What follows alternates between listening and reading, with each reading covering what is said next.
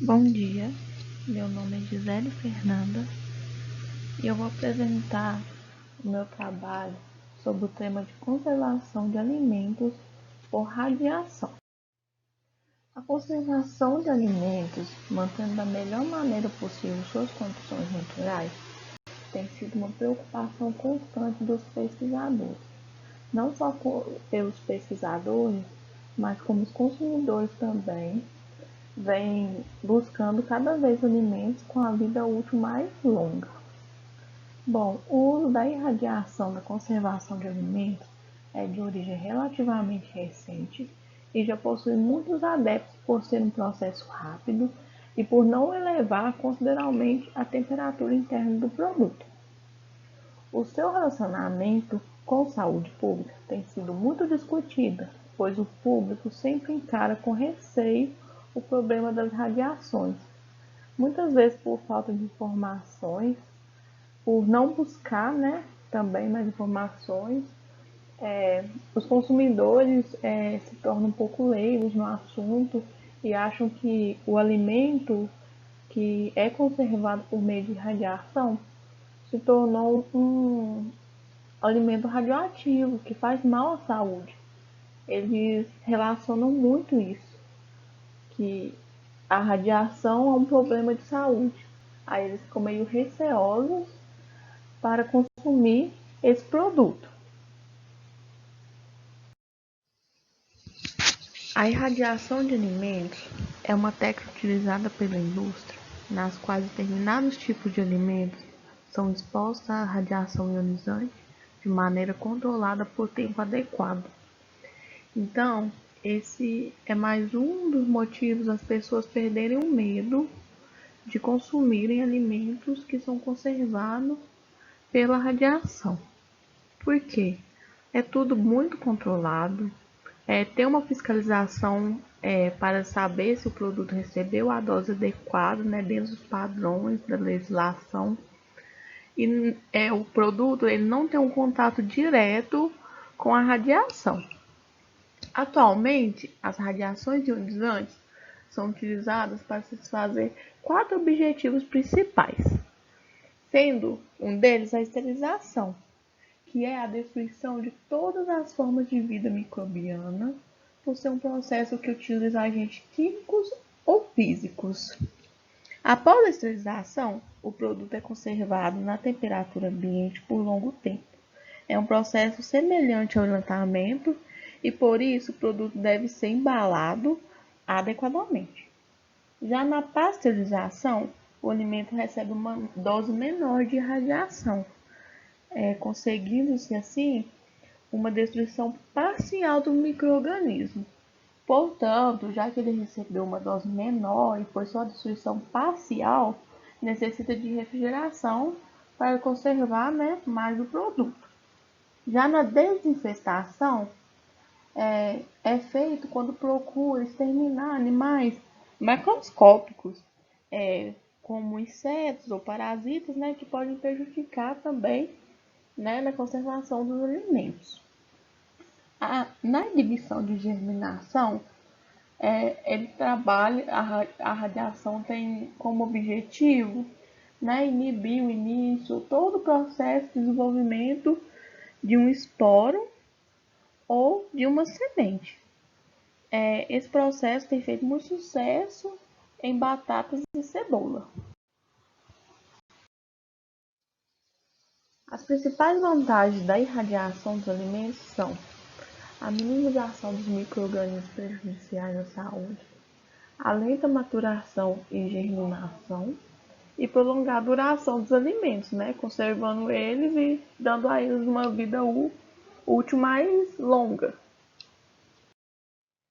Na irradiação de alimentos, são aplicados basicamente 5 tipos diferentes de radiação, sendo estes raio alfa, beta, gama, raio-x e neutro.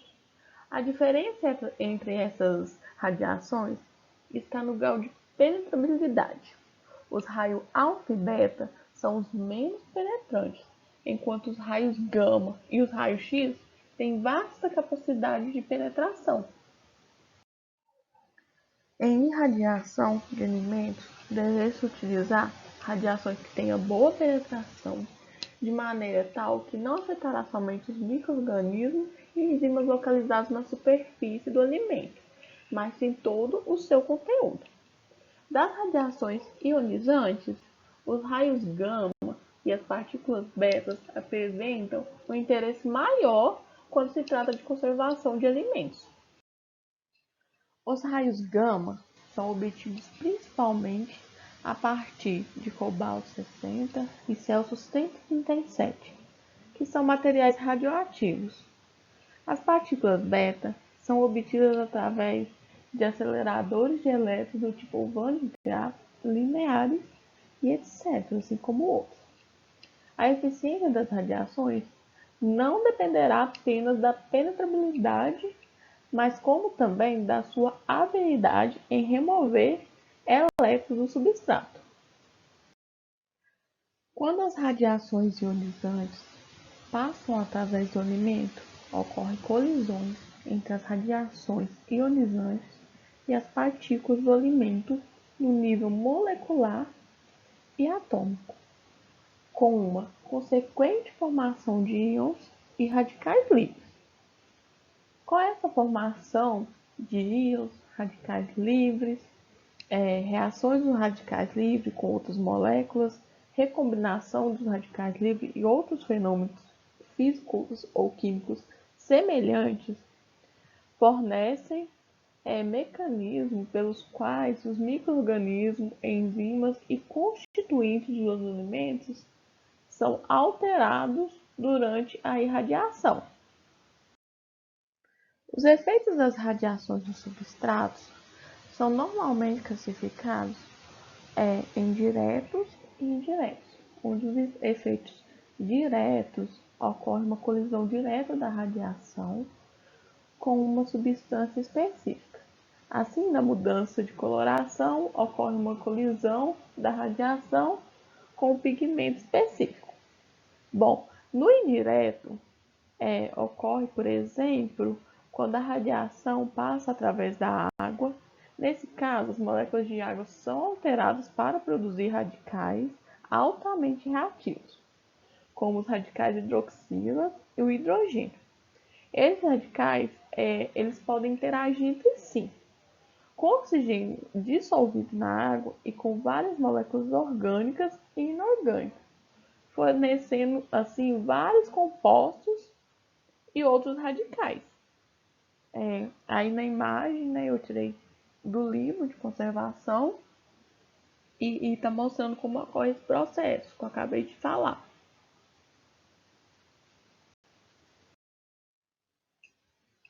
Sobre a influência das radiações sobre os micro-organismos, enzimas e valor nutritivo dos alimentos, a gente tem que as radiações ionizantes podem alterar as estruturas dos compostos orgânicos necessários ao processo vital quando aplicadas em doses altas. As enzimas são bem mais resistentes às radiações ionizantes que os esporos do Clostridium. As substâncias nutritivas dos alimentos serão afetadas variavelmente de acordo com a dosagem. As proteínas, amido e celulose poderão ser hidrolisados e sofrer modificações posteriores. Bom, o processo de irradiação pode ser subdividido em 3 segmentos, classificados com base na quantidade de radiação utilizada. Radolização é um deles.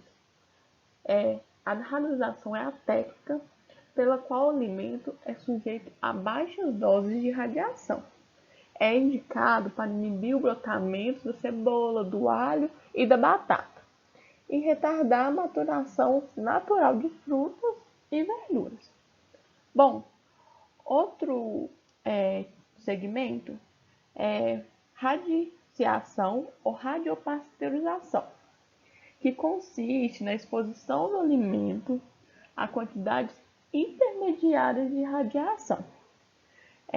Utiliza-se mais essa técnica para controlar o crescimento de fungos e bactérias situados na superfície de alimentos, como por exemplo de peixes e carnes. Bom, por último, o segmento radapertização é um tratamento do alimento com doses maiores de radiação. Esse processo é capaz de eliminar totalmente micro-organismos que compõem os alimentos, produzindo efeitos muito parecidos com os da esterilização. Bom, existe uma lei, né, uma legislação para produtos irradiados. Então, todos os produtos que sofrem esse método de conservação, eles devem apresentar em seus rótulos o símbolo internacional da irradiação dos alimentos, que é esse aí que eu coloquei no slide. Agora eu vou apresentar um pouquinho de um artigo que eu tirei da internet. É a avaliação sensorial de feijão preto submetida à radiação de cobalto 60. Eu vou apresentar um pouquinho dele e vou disponibilizar também o link na biografia lá do canal do YouTube, né? Onde é que eu vou estar postando.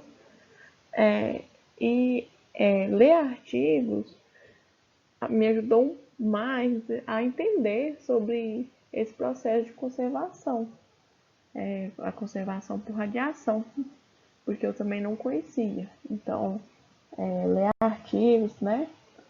E assistir vídeos também ajudou bastante. Bom, o objetivo desse artigo foi analisar as propriedades sensoriais, aparência, textura, aroma e sabor do feijão preto irradiado com doses de 2, 4, 6, 8 e 10 kg. Me desculpe se eu tiver falado errado, é uma unidade também que é nova para mim. E compará-las ao feijão preto não irradiado. Bom, passando aqui para o materiais e métodos, os grãos foram adquiridos no comércio local da cidade, Piracicaba, né, em São Paulo.